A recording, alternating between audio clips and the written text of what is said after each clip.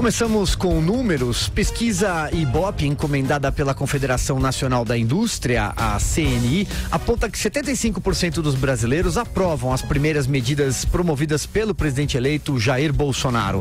Para 14% dos entrevistados, por outro lado, Bolsonaro e sua equipe não estariam no caminho certo. Não souberam ou não responderam 11% das pessoas. De acordo com o levantamento, quanto maior a renda familiar, maior o percentual dos que acreditam nas medidas anunciadas pelo novo governo até o momento.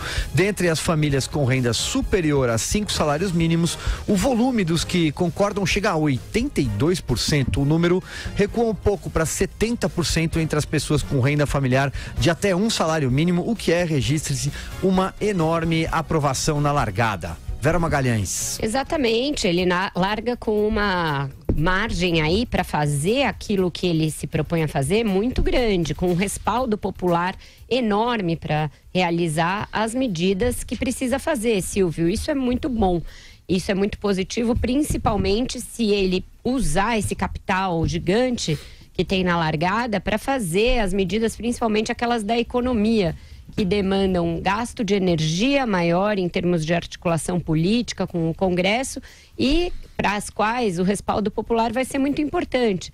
Essa pergunta, da forma como foi feita, se acham que ele está no caminho certo com uma aprovação de 75%, eu acho que isso é um caminho bastante positivo, porque mostra que mesmo ele estando falando em ajuste de contas, ajuste fiscal, da necessidade de fazer a reforma da Previdência, já tendo dado carta branca para o Paulo Guedes fazê-lo, a população aprova. Então há um sinal de que aquela suposta impopularidade de medidas como a reforma da Previdência talvez tenha sido vencida. Talvez a sociedade esteja madura o suficiente para entender a necessidade de um ajuste mais importante, mais significativo e mais estrutural na economia. Então, acho que o Bolsonaro deveria aproveitar esse colchão de popularidade que tem para dar prioridade às coisas de fato importantes nessa largada. Ele já disse que vai fazer a reforma da Previdência, já deu carta branca ao Paulo Guedes. O que falta agora? Falta estruturar essa proposta na forma de um projeto, na forma de uma estratégia de ataque do problema na Câmara.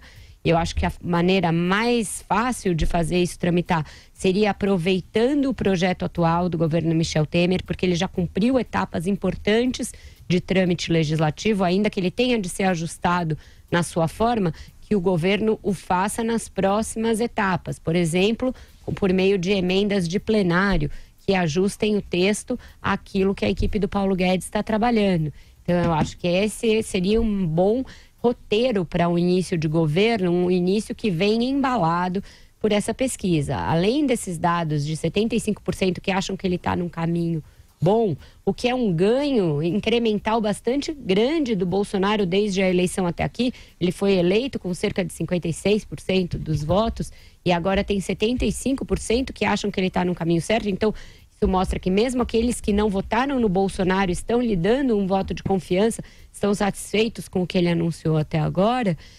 Eu acho que ele pode aproveitar esse grande colchão para entabular aí uma agenda bastante ambiciosa para um início de governo. É nesta fase que os governos têm a maior chance de aprovar aquelas medidas que vão realmente definir a cara dos mandatos. O Fernando Henrique Cardoso foi um que fez isso.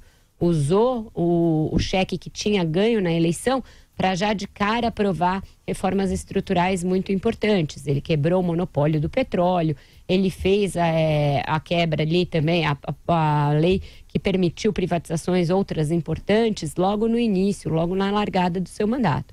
Eu acho que esta é uma receita virtuosa para o Bolsonaro aproveitar bem esse capital inicial que ele tem.